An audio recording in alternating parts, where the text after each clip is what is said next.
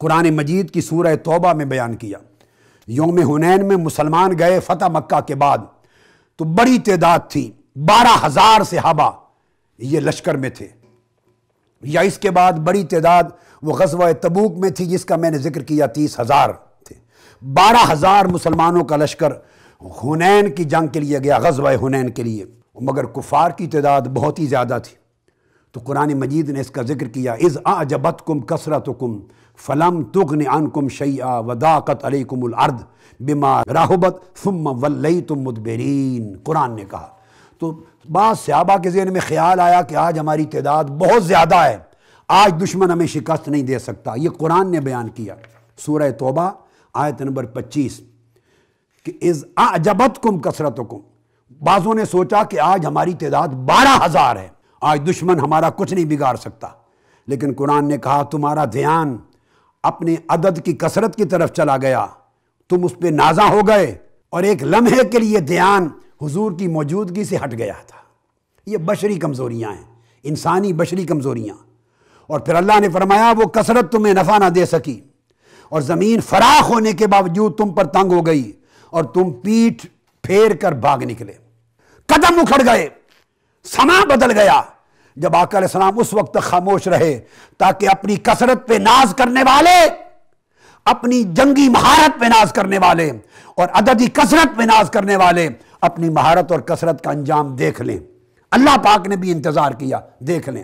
جب سب کچھ ہو گیا، لیکن رب چاہتا نہیں تھا کہ مصطفیٰ کے لشکر کو شکست ہو، مصطفیٰ کے صحابہ اور غلاموں کو بالآخر شکست ہو۔ ایک عارضی وقت تھا، ایک عارضی لمحہ تھا، دورانیہ تھا۔ آقا علیہ السلام اپنی اونٹنی کو بٹھایا اس منظر میں جب مسلمانوں کو شکست ہو چکی تھی، کفار فتح یاب ہو گئے تھے، اس وقت میرے آقا نے زمین سے کنکریاں اٹھائیں، مٹی اٹھائی، اس میں کچھ کنکریاں آ گئیں۔ یہ صحیح مسلم میں حدیث ہے، ابن حبان میں ہے، اور یہ سارا واقعہ پھر آگے تفصیل کے ساتھ دلائل نبوت بہقی میں ہے اور تمام کتب میں آیا ہے۔ تو آقا علیہ السلام نے وہ مٹھ میں مٹی اٹھائی اور کنکریاں، اور آقا علیہ السلام نے شاہت الوجوہ کہہ کر آقا علیہ السلام نے فرمایا قابض قبضۃ من تراب من الارض ثم استقبل به وجوہہم فقال شاہت الوجوہ۔ مٹی اٹھائی، کنکریاں تھیں، اور کفار کی طرف منہ کر کے میرے آقا علیہ السلام نے فرمایا کہ ان کے چہرے پھر گئے، ان کے چہرے بگڑ گئے، ان کے چہرے کبھی ہو گئے، یہ کہہ کر آپ نے کنکریاں ان کی طرف پھیر دیں۔ ارے 20-30 ہزار کافر ہوں لشکری، ایک مٹھ میں کنکریاں چند میرے آقا نے پھینکی۔ حدیث پاک ہے، دلائل بہقی اٹھائیے اور اس کو پڑھیے، عمرو بن سفیان الثقفی اور حارث بن بدل النضری کی روایت کو پڑھیے، ان تمام کتب میں آتا ہے، حدیث میں آقا نے وہ کنکریاں پھینکی، ایک ایک کنکری اور خاک ایک ایک کافر سپاہی کو چن چن کر دیکھ دیکھ کر اس کی آنکھوں میں جا پڑی۔ 20-30 ہزار کے قریب جو لشکری تھے، کفار تھے، سب کی آنکھوں میں ایک ایک کنکری جا کے لگی، سب کے سروں پر لگی۔ مٹی نے ایک ایک کافر کو چنا اور ان کی آنکھوں میں جا کے بھر گئی۔ وہ دوڑ نکلے، اور جن کنکریوں کو میرے آقا نے پھینکا تھا وہ پھر وہیں نہیں گر گئیں، کفار دوڑے، جو کنکری جس کو لگی تھی وہ کنکری اس کے پیچھے دوڑنے لگی، اور اس کے گھر پہنچنے تک ہتھوڑوں کی طرح اس کے سر پہ ٹھوکر مارتی گئی کنکری، مٹی اس کی آنکھوں میں پڑتی گئی، ہتھوڑی کی طرح ٹھوکر مارتی گئی۔ وہ کہتے ہیں فما خیل الینا ان کل حجر او شجر فارس یطلبنا وقال ثقفی فعجزت علی فرسی حتی دخلت الطائف، حتیٰ کہ ہم طائف شہر میں گھر چلے گئے، اپنے گھروں میں پہنچ گئے، اور ہمیں گھروں میں پہنچنے تک کنکریاں ہمارا پیچھا کرتی رہیں، ہمارے سروں پہ لگتی رہیں اور ہماری آنکھوں میں پڑتی رہیں۔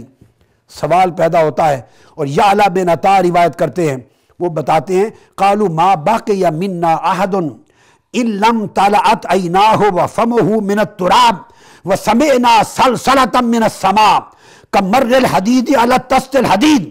فرمایا خدا کی قسم، جیسے لوہے کی چادر پر ہتھوڑا مارا جاتا ہے اس طرح کی آوازیں آتی تھیں جب کنکریاں بجتی تھیں، اور ہمیں گھر تک پہنچا کر ایک ایک کنکری پیچھے ہٹی۔ اب مجھے بتاؤ اس کنکری کو آنکھیں کس نے دیں؟ ایک ایک کنکری نے ایک ایک کافر کو جو پکڑ لیا، اور پہچان لیا اس کنکری کو شعور کس نے دیا. آنکھیں تو بھر گئیں. اگر میدان جنگ تک کا معاملہ ہوتا تو بات اور تھی، مگر کافر دوڑ پڑے اور کنکری ان کے پیچھے دوڑتی جا رہی ہے، ان کے سر پہ ٹھوکریں مارتی جا رہی ہے، اور طائف شہر میں داخل ہو کر ان کے گھروں تک کنکری پہنچا کے آئی ہے. اس کنکری کو یہ شعور کس نے دیا؟ اس کنکری کو یہ زندگی کس نے دی؟ اس کنکری کو یہ آنکھیں کس نے دی؟ اس کنکری کو یہ بصارت کس نے دی؟ مسلسل مارنے کی طاقت کس نے دی؟ اور ان کے گھروں تک پہنچنے کا احساس کس نے دیا؟ یہ مسئلہ صرف یہ نہیں کہ اس کنکریوں کے مارنے سے شکست ہو گئی، بات بہت آگے کی ہے. تو میرے آقا کے دست مبارک لگ گئے اور آپ کی توجہ ہوئی، کنکریاں زندہ ہو گئیں. حضرت عیسیٰ کے معجزے سے تو مردہ انسان زندہ ہوتے تھے. میرے آقا کے دست مبارک اگر پتھروں کنکریوں کو مس کر گئے تو کنکریاں باشعور زندگی پا گئیں، ان کو آنکھیں مل گئیں، اور گھروں تک ان کے گھروں میں پہنچا کے واپس آ کے دم لیا، کایا پلٹ دی. اشارہ اس امر کی طرف تھا کہ کوئی شخص نہ اپنی مہارت پہ بھروسہ کرے، نہ اپنی کثرت پہ بھروسہ کرے، نہ اپنے سکل پر بھروسہ کرے، نہ مال و دولت پہ بھروسہ کرے. آج امت مسلمہ جس قدر پریشان اور ذلیل ہو گئی، میں پاکستان کے رہنے والے مسلمان بھائیوں کو بھی یہ پیغام دے رہا ہوں، اور انڈیا کی مسلم امہ کو بھی یہ پیغام دے رہا ہوں، اور پوری انسانیت کو پیغام دے رہا ہوں کہ آقا علیہ السلام وہ فرماتے ہیں، یا ایھا الناس انی رسول اللہ علیکم جمیعا. وہ پورے عالم انسانیت کے لیے رحمت اور رسول بن کے آئے ہیں. وما ارسلناک الا رحمت للعالمین. آقا سارے جہانوں کے لیے اللہ کی رحمت بن کے آئے ہیں. ہم اپنے اوپر بھروسے کر گئے، ہم نے اپنا تعلق آقا کی ذات سے کاٹ دیا، آقا سے عشق و محبت کا تعلق کاٹ دیا، ہم برباد ہو گئے.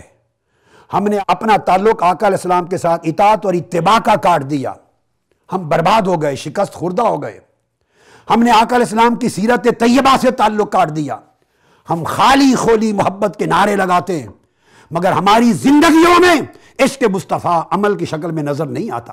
سب سے پہلے نئی ویڈیوز کو حاصل کرنے کے لیے شیخ الاسلام ڈاکٹر محمد طاہر القادری کے آفیشیل یوٹیوب چینل کو سبسکرائب کریں اور بیل آئیکن کلک کریں.